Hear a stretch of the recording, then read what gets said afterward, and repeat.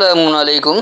یہ ایک سوال آیا ہے کہ دیکھیے قرآن میں یہ تو کئی جگہ ایسا ہوا کہ ایک جگہ کچھ اور بات ہے اور دوسری جگہ جا کر اس کے بالکل مخالف بات ہے، تو اس طرح کے اختلافات تو کافی آئے ہیں، لیکن ایک ہی صورت میں ابھی ایک آیت میں کچھ اور بات کی جا رہی ہے اور اس کے فوراً بعد ہی اس کے اگینسٹ بات کی جا رہی ہے، یعنی بالکل اس کے مخالف بات کی جا رہی ہے۔ تو اتنا بڑا اختلاف، کیا یہ واقعی اللہ کی کتاب ہے یا یہ آیت اللہ کی دی ہوئی ہے یا کسی انسان نے بنا کر ڈال دیا ہے؟ تو اس کے لیے جو حوالہ دیا گیا ہے وہ ہے سورہ احزاب، اور اس کی آیت نمبر 4، 5 اور 6 یہ دیا ہے کہ پہلے آیت نمبر 4 میں اللہ یہ کہہ رہا ہے کہ تم اگر کسی کو ماں کہہ بیٹھتے ہو تو وہ تمہاری مائیں نہیں ہوتی ہیں، اور تمہارے منہ بولے جو ہیں وہ تمہارے بیٹے نہیں ہوتے ہیں۔ اور پھر اسی کے نیچے آ کر پھر اللہ یہ کہہ رہا ہے کہ نبی مومنوں کے ان کے جان سے زیادہ حقدار ہیں، اور نبی کی بیویاں ان کی مومنوں کی مائیں ہیں۔ جب ایک طرف کہہ دیا کہ ماں کہنے سے ماں نہیں ہو جاتی تو نبی کی بیوی کیوں ماں ہو گئی؟ کیا یہاں پر اللہ کا اصول تبدیل ہو گیا، یعنی اللہ کی سنت تبدیل ہو گئی؟ جبکہ اللہ کے سنت میں بھی ہرگز کوئی تبدیلی نہیں ہوتی ہے، اور یہ آپ نے قرآن سمجھنے کے اصول میں بتایا ہے۔ دوسری بات پھر یہ کہہ رہے ہیں کہ منہ بولا بیٹا نہیں ہوتا ہے، اور پھر اسی صورت کی آیت نمبر 37 میں کہہ رہے ہیں کہ منہ بولے بیٹے کی، یعنی لے پالک بیٹے کی بیوی سے شادی کر لیا۔ تو رشتوں کا بھی کوئی لحاظ نہیں رہا، یعنی جہاں اپنا مفاد نظر آئے وہاں پورا قرآن ہی تبدیل ہو جاتا ہے محمد کے لیے، اور جہاں اپنا مفاد نہیں ہے تو یہ ایک عجیب سی بات ہو جاتی ہے، یعنی نہ سنت تبدیل ہو رہی ہے اور نہ ہی قرآن میں اختلاف آ رہا ہے، اور جہاں فائدے کی بات ہوتی ہے تو وہاں قرآن بھی تبدیل ہو جاتا ہے، نہیں اختلاف بھی آ جاتا ہے اور سنت بھی تبدیل ہو جاتی ہے۔ تو آئیے آج انہی آیتوں کو سمجھتے ہیں۔ اس وقت میرے پاس حافظ نظر احمد والا ترجمہ ہے، پہلے میں ان کا ترجمہ بتاتا ہوں اور پھر جو میری فہم ہے میں اس سے سمجھاتا ہوں۔ تو سب سے پہلے سورہ احزاب یعنی سورہ نمبر 33، اس کی آیت نمبر 4 سے 6 یعنی 4 to 6۔ میں پہلے ان کا صرف ترجمہ پڑھ دے رہا ہوں، پھر اس کے بعد جب سمجھاتے وقت عربی متن پڑھوں گا تاکہ بار بار دوبارہ نہ پڑھا جائے اور وقت آپ کا بچ جائے۔ تو یہاں جو ان کا ترجمہ لکھا ہے کہ اللہ نے نہیں بنائے کسی آدمی کے لیے اس کے سینے میں 2 دل، اور تمہاری ان بیویوں کو جنہیں تم ماں کہہ بیٹھتے ہو نہیں بنایا تمہاری مائیں، اور تمہارے منہ بولے لے پالکوں کو سچ مچ تمہارے بیٹے نہیں بنایا۔ یہ صرف تمہارے منہ سے کہنے کی بات ہے، اور اللہ حق فرماتا ہے اور وہ راستے کی ہدایت دیتا ہے۔ انہیں انہی کے باپوں کی طرف منسوب کر کے پکارو، یہ اللہ کے نزدیک زیادہ قرین انصاف ہے۔ پھر اگر تم ان کے باپوں کو نہ جانتے ہو تو وہ تمہارے دینی بھائی ہیں اور تمہارے رفیق ہیں، اور تم پر نہیں اس میں کوئی گناہ جو تم سے بھول چوک ہو چکی، لیکن ہاں جو اپنے دل کے ارادے سے کرو، اور اللہ بخشنے والا مہربان ہے۔ نبی مومنوں کے امور کے تصرف میں ان کی جانوں سے زیادہ حقدار ہیں، اور اس نبی کی بیویاں ان مومنوں کی مائیں ہیں اور قرابت دار۔ اللہ کی کتاب میں ان میں سے بعض عام مسلمانوں اور مہاجروں کی نسبت ایک دوسرے سے زیادہ نزدیک فائق ہیں، مگر یہ کہ تم کرو اپنے دوستوں کے ساتھ حسن سلوک، یہ اللہ کی کتاب میں لکھا ہوا ہے۔ تو آئیے ان آیتوں کو سمجھتے ہیں کہ حقیقت میں یہ کیا ہے۔ کیا ایسا ہی ہے کہ ایک طرف تو کہہ رہے کہ وہ ماں کہنے سے ماں نہیں ہوتی ہیں، اور دوسری لے پالک بیٹا نہیں، اور پھر اس کے بعد فوراً ہی نبی کی بیوی کو ماں بھی بنا رہے ہیں، اور بقول روایتوں کے کہ پھر شادی بھی حرام قرار دے دیا، یعنی اگر بھلے وہ جوان بھی بیوہ ہوئی تو کچھ تاریخ کو دیکھا جائے تو میں بہرحال کیونکہ تاریخ کی بات ہی نہیں کرتا ہوں، صرف قرآن کی بات کرتا ہوں، تو آئیے ہم ان آیتوں کو سمجھتے ہیں کہ حقیقت میں کیا ہے۔ ما جعل اللہ، نہیں بنایا اللہ نے، لے رجل، کسی مضبوط کے لیے۔ رجل صرف مرد کو نہیں کہا جاتا بلکہ مضبوط کو ہی کہا جاتا ہے، اور مرد کو بھی اس لیے کہا جاتا ہے کہ وہ بھی مضبوط ہوتا ہے۔ من قلبین فی جوفہ، قلب کہتے ہیں پلٹنے کو، یہاں بھی 2 دل کی بات نہیں ہو رہی ہے، اسی لیے 2 کا صیغہ آ رہا ہے، یعنی تثنیہ کا صیغہ ہے قلبین، تو انہوں نے کہہ دیا سینے میں 2 دل نہیں ہے۔ جبکہ جوف کہتے ہیں پہلو کو، تو اس کے پہلو میں 2 طرح کا پلٹنا نہیں ہے۔ پلٹنے کے لیے 2 اصول نہیں ہوتے، ایک ہی معیار ہوتا ہے، یا تو پلٹ گئے یا پھر نہیں پلٹے، یا مان لیا یا انکار کر دیا، لیکن یہ نہیں ہوتا کہ کچھ مان لیا کچھ انکار کر دیا، منافق والی کیٹیگری ہوتی ہی نہیں ہے۔ وما جعل ازواجکم، اور نہیں بنایا تمہارے ساتھی، اللہ تظاہرون منہن، وہ جو کہ ان میں سے تم پر غالب ہیں، امہاتکم، ان کا ماخذ، انہوں نے جو بنا رکھا ہے، جو ماخذ بنا رکھا، کہتے ہیں ماخذ کو جس سے اخذ کیا جائے، جس سے پکڑا جائے. تو ہم نے اللہ کی کتاب کو ماخذ مان رکھا ہے، ہم اللہ کے احکامات کو اللہ کے قول کے ذریعے، اللہ کی بات کے ذریعے سمجھتے ہیں، اور اللہ کی بات صرف اللہ کی کتاب میں، اس سے باہر نہیں ہے. تو اللہ کے کلام کو غیر اللہ کے کلام کے شرک کے بغیر سمجھ کر اس کی ہدایت کو سمجھنا یہ ہے. تو اس میں کسی قسم کی ملاوٹ نہیں ہونی چاہیے. تو وہ جو تم میں سے غالب ہو گئے، ان میں جو ان کا تمہارا ماخذ ہے، تو وہ تمہارا ماخذ نہیں ہو جاتا. یعنی اگر کوئی اور اس جیسے مثال کے طور پر دنیا بھر کے جو حکمراں ہوتے ہیں، ان کا جو موقف ہوتا ہے، انہوں نے جس اصول کو پکڑا ہوتا ہے، وہ پوری اس ملک کے عوام کا نہیں ہوتا ہے، ان کا ماخذ نہیں ہوتا ہے، وہ اس شخص کا ہوتا ہے. لیکن کیونکہ وہ قوم کی نمائندگی کر رہا ہوتا ہے، لہٰذا قوم کا ماخذ کہلا لیتا ہے، یا اکثریت اس کے ساتھ ہوتی ہے. لیکن دراصل ایسا نہیں ہوتا. تو اگر کوئی ایسا کبھی غالب آ جائے ساتھیوں میں سے، تو وہ تمہارا ماخذ نہیں ہوگا. جیسے آج مسلمان دنیا بھر میں جو مسلم ممالک کے سربراہان جو اسلام کی نمائندگی کر رہے ہیں، یہ اسلام ہے ہی نہیں قرآن میں. یہ تو قرآن کے اسلام کے الف سے بھی واقف نہیں ہے، اور اسی لیے دنیا بھر میں انہوں نے مسلمانوں کو بدنام کر رکھا ہے. آج اگر سویڈن میں یا ڈنمارک میں اگر قرآن کی بے حرمتی کی جا رہی ہے، تو دراصل انہی مترجموں کی وجہ سے اور ایسے حکمرانوں کی وجہ سے جو ترجمان بنے ہوئے، جن کو لوگ سمجھتے ہیں کہ مسلمانوں کا ماخذ یہی کچھ ہے جس طرح سے وہ سمجھ رہے ہیں، لہذا اس کی توہین کرتے ہیں. لیکن اگر وہ حق پیغام کو پہنچ جائیں تو وہ خود اس کے پیچھے چلیں گے. جو لوگ سمجھدار ہیں پھر وہ توہین نہیں کریں گے، وہ کہیں گے ہاں واقعی یہ بات ہے. تو آج یہ وما جعل ادعیاکم ابناکم، اور نہیں بنایا تمہاری پکار کو تمہاری بنیاد. تم جس چیز کو پکار لو وہ تمہاری بنیاد نہیں ہے، بیٹے کی بات نہیں ہو رہی ہے. ذالکم قولکم بافواہکم، تو وہی تمہاری باتیں تمہاری افواہوں کو ہے. تم جو کچھ بھی بات کرو تمہاری افواہ ہے، تمہاری اپنی منہ کی بات ہے، اپنی افواہیں. اللہ یہ کچھ نہیں کرے، اللہ کی بات اللہ کی کتاب میں ہوگا، تمہارے منہ سے کہنے سے نہیں ہوگا. واللہ یقول الحق، اور اللہ یہ حق کہتا ہے، یہ سچ کہتا ہے. وہو یہدی السبیل، اور یہی خاص راستے کی ہدایت ہے. تو اللہ جو بات کہہ رہا ہے وہ سچ ہے، اور وہی آپ کو راستے کی ہدایت دے رہے ہیں. اللہ کی بات کے علاوہ کوئی بات جو ہے وہ ہدایت نہیں ہے، وہ آپ کی اپنے باتوں کی افواہیں ہیں. یعنی غیر اللہ کا کلام افواہ ہو گیا، اور اللہ کا کلام جو وہ ہدایت، راستے کی ہدایت ہے. ادعوہم لآبائہم، انہیں پکارو ان کے بڑوں کے لیے. ہوا اقسطو، وہی خوب برابری ہے. عند اللہ، اللہ کے نزدیک. فَإِن لَّمْ تَعْلَمُوا آبَاءَهُمْ، پس اگر تم نہیں جانتے ہو ان کے بڑوں کو، فَإِخْوَانُكُمْ، پس وہ تمہارے ہم مقصد ہیں. فِي الدِّينِ وَمَوَالِيكُمْ، خاص نظام میں یعنی تمہارے نزدیکی میں.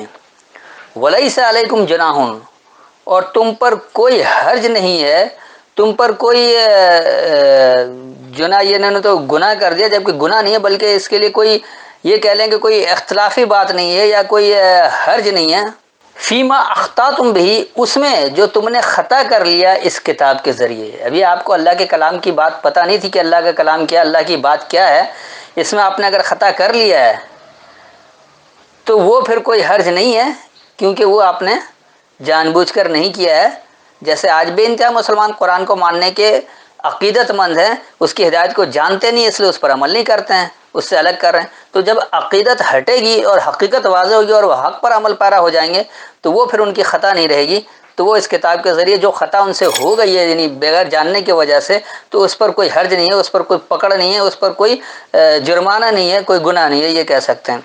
وَلَٰكِن مَّا تَعَمَّدَتْ قُلُوبُكُمْ، اور لیکن جو پختہ ارادہ ہو تمہارے پلٹنے کا، یعنی آپ پختہ ارادے سے پلٹنا چاہیں، آپ کو تو پلٹنا ہی نہیں. آپ کہتے ہیں نہیں جی باپ دادا کا جو نظام چلا رہا ہے وہی چلائیں گے، ہمارا آئین جو موجود ہے ہم اسی کو لے کر چلیں گے، ہم اللہ کے ضابطے کے تحت اس میں کوئی تبدیلی نہیں کریں گے.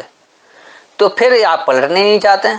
پلٹنے کے لیے، انقلاب کے لیے آپ کو اللہ کے احکامات کی طرف آنا پڑے گا اگر کامیاب انقلاب چاہیے.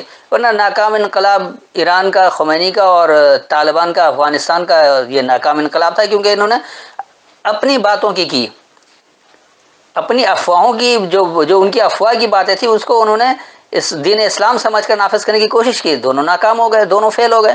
لیکن اللہ کی بات کو اگر آپ سمجھ کر عمل کریں گے تو وہ ہوگا سلامتی والا نظام.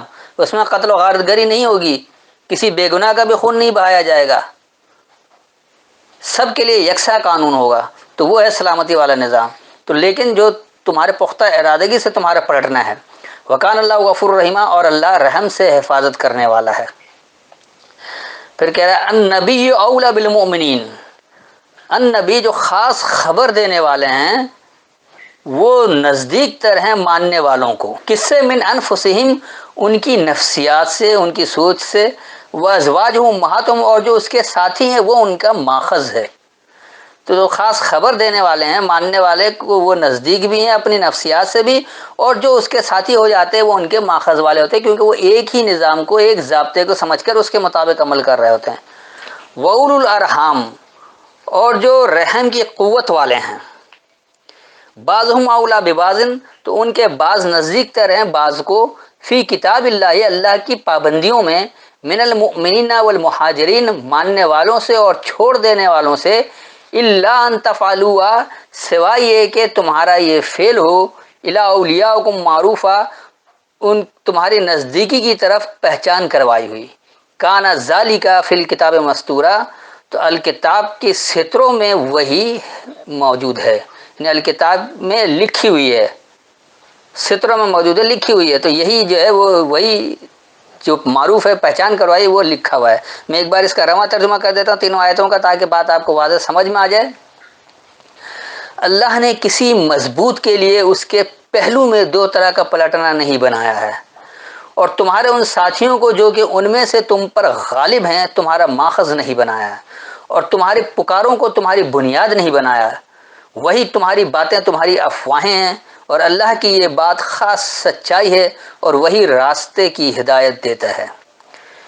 انہیں ان کے بڑوں کے لیے پکارو، اللہ کے نزدیک وہی خوب برابری ہے. بس اگر تم ان کے بڑوں کو نہیں جانتے ہو، بس نظام میں وہ تمہارے ہم مقصد اور تمہارے نزدیکی ہیں، اور تم پر اس میں کوئی حرج نہیں ہے جو تم نے اس الکتاب کے ذریعے خوب خطا کیا، غلطی کی، اور لیکن جو تمہارے پلٹنے کے پختہ ارادے سے ہو، اور اللہ رحم سے حفاظت کرنے والا ہے. النبی یعنی خاص خبر دینے والا، ماننے والوں کو ان کی نفسیات سے نزدیک ہے، یعنی ان کے ساتھی ان کا ماخذ ہیں. اور رحم کی قوت والے ان کے بعض پر ماننے والوں اور چھوڑنے والوں سے اللہ کی پابندی میں نزدیک ہیں، سوائے یہ کہ تم اپنے نزدیکیوں کی طرف پہچان کروائی ہوئی یہ عمل کرو، یہ فعل کرو. تو وہی سطروں میں موجود، یعنی لکھے ہوئے میں، الکتاب میں ہے، لکھی ہوئی الکتاب میں ہے. تو یہاں سے بات واضح ہو گئی کہ اللہ نہ یہ کہہ رہا ہے کہ کسی کو ماں کہنے سے ماں نہیں ہوگی اور کہہ دینے سے ہو جائے گی، اس کی کوئی بات ہی نہیں ہے. وہ ہر آدمی جانتا ہے کہ ماں پیدا کرنے والی ہے، اور منہ بولا بیٹا بول دینے سے صحیح سگا بیٹا نہیں ہو جاتا. سب کو پتہ ہے منہ بولا بیٹا ہے. ٹھیک، آپ محبت کر کے بیٹے سے بڑھ کر خدمت کر سکتے ہیں، اور محبت کے ذریعے آپ ماں سے زیادہ پیار بھی دے سکتے ہیں، وہ ایک الگ مسئلہ ہے، وہ اخلاقیات کے تحت آتا ہے. لیکن اللہ نے ایسا کہیں نہیں کہا کہ ان کو ہی کہو اور نہ کہو، یا اگر کسی کو نہیں پتہ ہے لے پال کے تو اس کے باپ کے نام سے پکارو، ایسی کوئی بات نہیں ہے. اور نہ یہ کہیں کہا گیا کہ باپ کے نام سے ہی پکارنا ضروری ہے. پھر اس کے بعد یہ بھی نہیں کہا گیا کہ نبی کی بیوی جو ہے وہ ان کے لیے ان کی مائیں ہو گئیں، لہذا ان سے نکاح حرام ہو گیا اور سب کچھ ہو گیا. ایسا بھی کچھ نہیں ہے، بلکہ جو ماننے والے لوگ ہیں ان کے ساتھی وہ ایک دوسرے کے قریب ہو جاتے ہیں، ان کا ایک ہی ماخذ ہو جاتا ہے، اور وہ سب اللہ کی کتاب کی پابندیوں کی وجہ سے ہوتے ہیں. وہ ماننے والے بھی ہوتے ہیں، اور وہ اپنا ہر وہ عمل چھوڑنے والے بھی ہوتے ہیں جو قرآن کے خلاف ہو. تو صرف جو ان کا فعل ہوتا ہے وہ پہچان کروائی سے ہو جاتا ہے، یعنی کتاب کے ذریعے ہو جاتا ہے، وہ اس کے نزدیک ہو جاتے ہیں. اور یہی الکتاب میں لکھا ہے. الکتاب میں یہ لکھا ہے کہ جو اللہ احکامات دے رہا ہے آپ اس کے مطابق عمل کریں.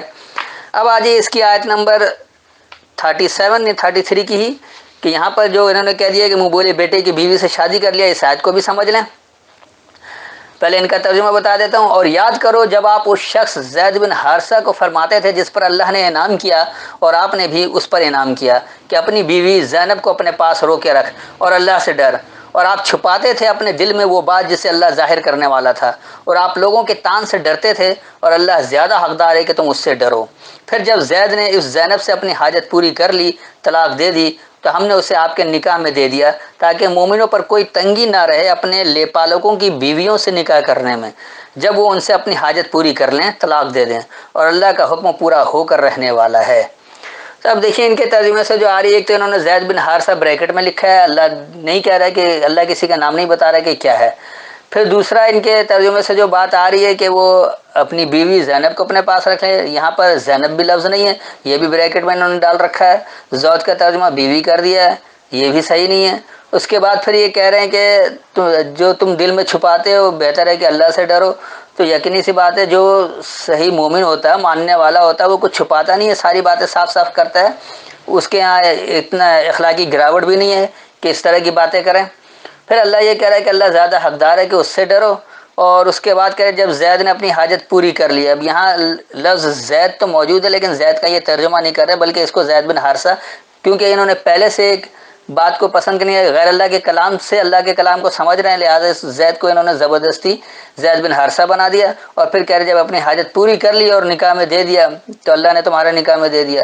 اب یہ اللہ نے کیسے نکاح کروا دیا اور کس طرح سے کیا وہ بھی پتہ نہیں ہے. اور پھر یہ کس لیے کروایا کہ مومنوں پر کوئی حرج نہیں ہو کہ وہ اپنے لے پالوکوں کی بیوی سے شادی کر لیں جب وہ اس کو طلاق دے دے. اور اللہ کا معاملہ تو وہ پورا ہونے والا نہیں. اللہ نے اگر حکم کر دیا تو یہ پورا ہو کر رہے گا. بھئی اللہ ایسا حکم کیوں کرے گا جو ہمارے اعمال کے تحت ہے؟ پھر وہ بات کہاں رہ جائے گی کہ جب اللہ کہتا ہے کہ فَمَن يَعْمَلْ مِثْقَالَ ذَرَّةٍ خَيْرًا يَرَهُ وَمَن يَعْمَلْ مِثْقَالَ ذَرَّةٍ شَرًّا يَرَهُ. تو ذرہ برابر خیر اور شر کا بدلہ پھر اعمال کے تحت تو نہیں رہتا، پھر تو اللہ کے حکم کے تابع ہو گیا.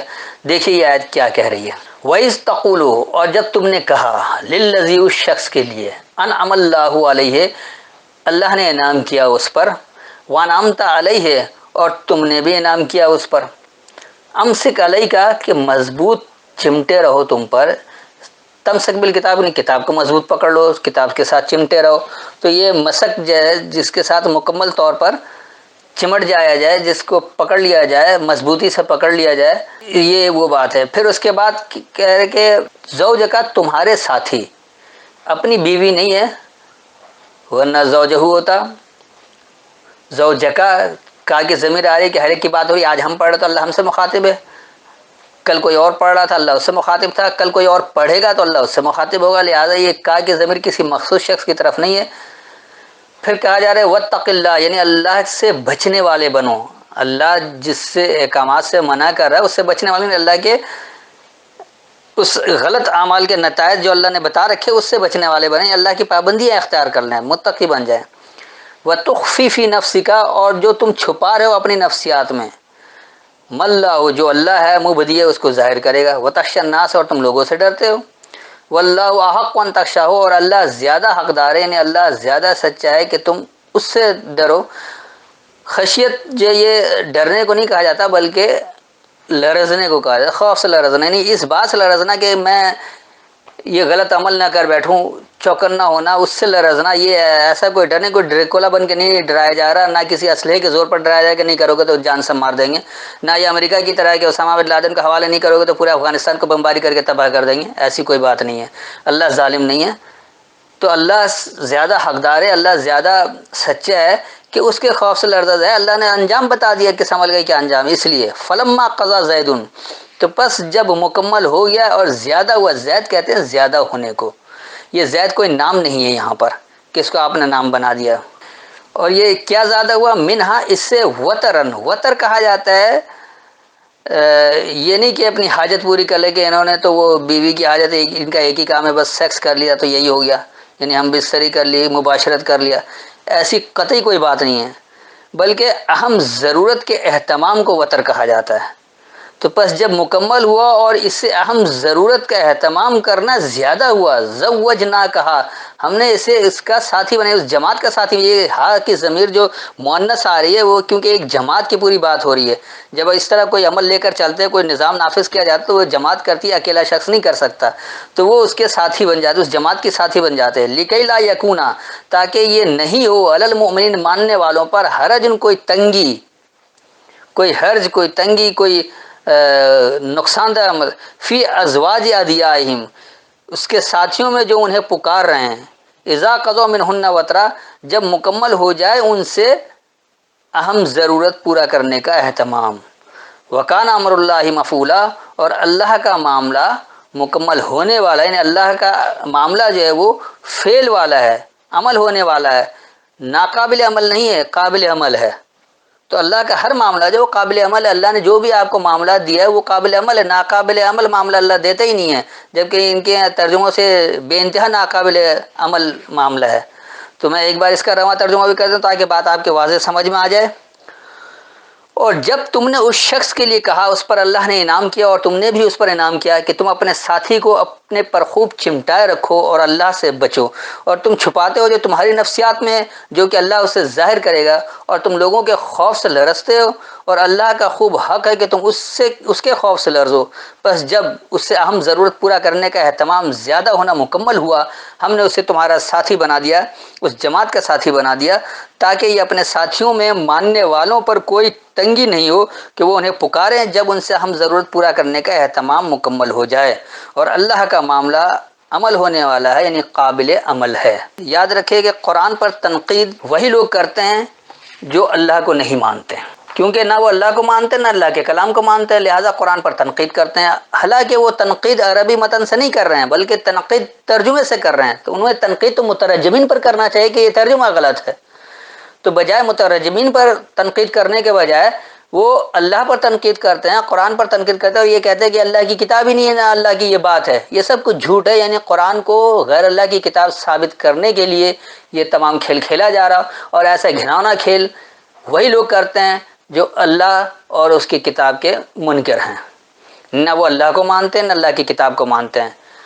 تو اللہ کو ماننے اور اس کے احکامات پر عمل کرنے سے ہی ہدایت ملے گی، اور جبھی آپ کو عروج ملے گا۔ اللہ نے وعدہ کر رکھا ہے کہ وَأَنْتُمْ مَعْلُونَ إِن كُنتُم مُؤْمِنِينَ، تم ہی غالب رہو گے اگر تم مومن ہوگے۔ اگر آج دنیا بھر میں مسلمان ذلیل و خوار ہو رہا ہے تو یاد رکھیں وہ قرآن والا مومن نہیں ہے۔ اللہ جسے مومن کہہ رہا ہے، اللہ کے دیے گئے معاملات کے مطابق جب آپ عمل کریں گے، آپ قابل عمل کریں گے تو اس کا وہ نتیجہ نکلے گا، لیکن آپ نے اللہ کے احکامات کو ناقابل عمل بنا کر رکھ دیا ہے تو آپ کو وہ نتیجہ نہیں مل رہا، اس لیے آپ غالب نہیں ہیں، کیونکہ آپ اللہ کے مومن ہی نہیں ہیں۔ تو اس پر غور کریں، بجائے اللہ پر تنقید کرنے کے اپنے اوپر تنقید کریں کہ آپ کیا غلطی کر رہے ہیں۔ آپ مترجمین پر تنقید کریں، اس کی سمجھ میں نہیں آیا، آپ اپنے اوپر تنقید کریں کہ آپ خود کیوں نہیں سمجھ پا رہے ہیں صحیح سے، بجائے اس کے کہ آپ اللہ پر ہی تنقید کرنا شروع کر دیں اور اللہ کے کلام کا انکار کر کے، اللہ کی کتاب کا انکار کر کے اللہ کا ہی انکار کر بیٹھیں۔ السلام علیکم۔